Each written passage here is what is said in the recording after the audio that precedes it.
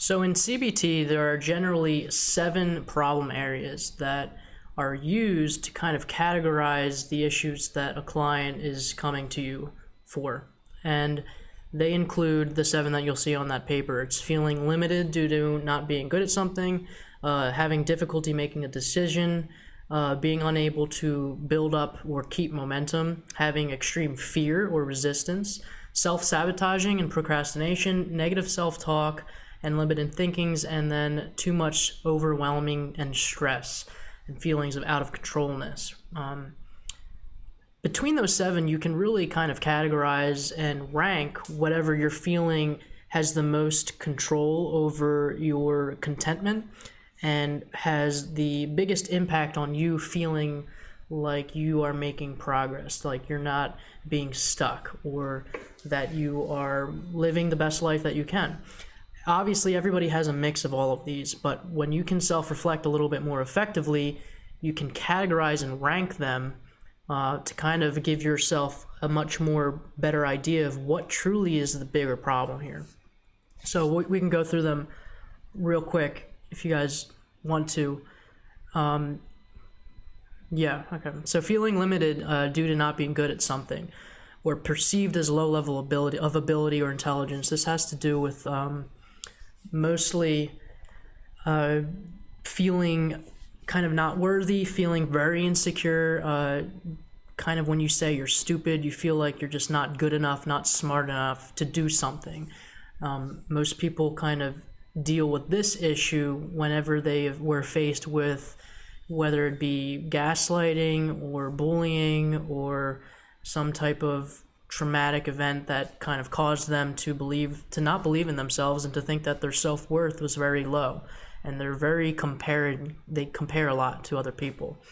Number 2 is difficulty making decisions or a decision, so very indecisive.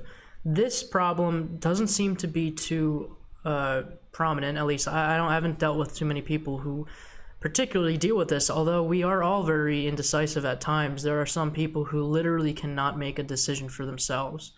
So if that sounds like something that you deal with, you are going to want to rank that a little bit high. And most of the time it could be linked to a fear, and they just don't know it.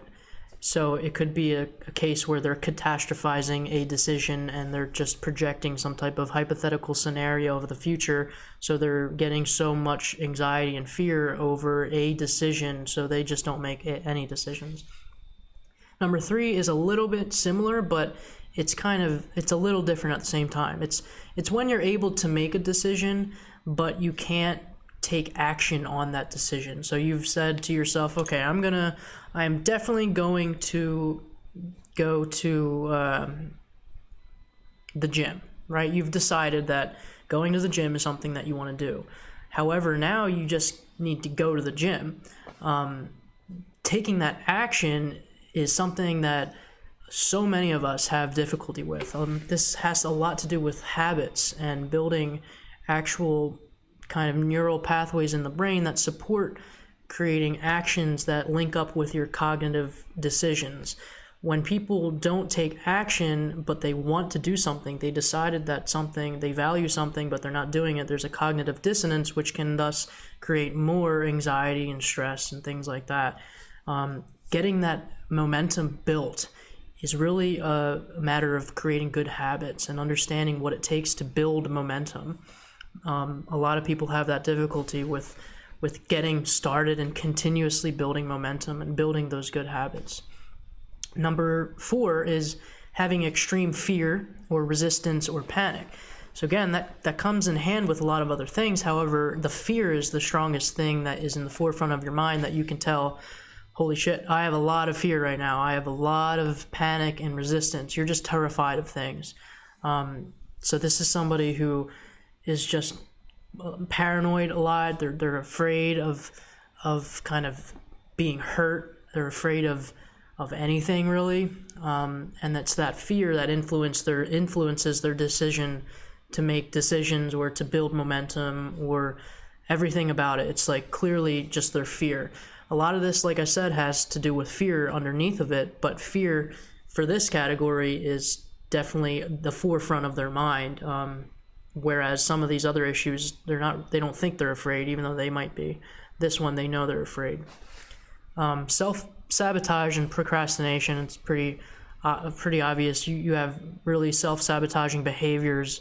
You consistently make yourself kind of stressed out, and you give yourself excuses, and you kind of make your situation harder than it needs to be to avoid doing what you actually want to do. And so you're self-sabotaging and you start to procrastinate. Again, has to do a lot with fear of success and insecurity. However, it's that practice, that problem, that pattern that you kind of consistently do that is clearly a huge problem. So addressing the self-sabotage and procrastination type behaviors first, in somebody's scenario of ranking this number 7 on the most problematic, could look very different than addressing, just fear in itself. If that makes sense. And then number 6 is negative self-talk and limiting thinking and beliefs. Again, we all have this. It's very natural to have it, and we're most likely never going to get rid of it. But some people have negative self-talk and limiting thinking and limiting beliefs so much to the degree that it influences all of their decisions, all of their fear, and everything that they kind of do in life. And it's because they just constantly hear that negative voice, that critic inside your mind that tells them, problem 1, they're not good at something. Number 2, you can't make this decision. Number 3, so that negative thinking can influence a lot of these other things, but it's the negative thinking that's the main problem for this person. And they just need to start to create different pathways in the mind that support positive and logical and wise thinking, grounded thinking, as opposed to the false kind of ego feeding their decisions and their perceptions and interpretations of their life. Again, very different solutions for these very different problems. Number 7 is just having overall too much stress, feeling very overwhelmed.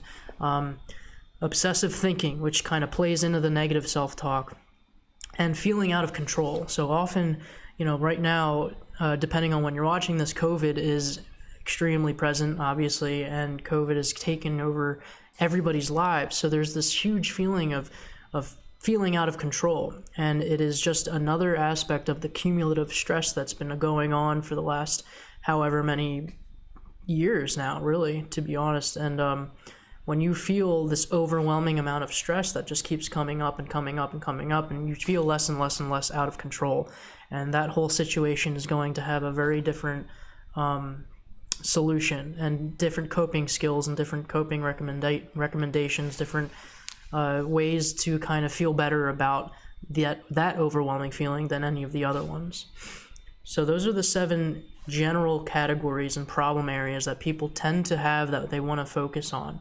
So think about your problem areas and try and rank them based off of these 7 different problem areas and see which one has the most influence and impact on your current perception of reality. And we'll move on to the next lesson in a second.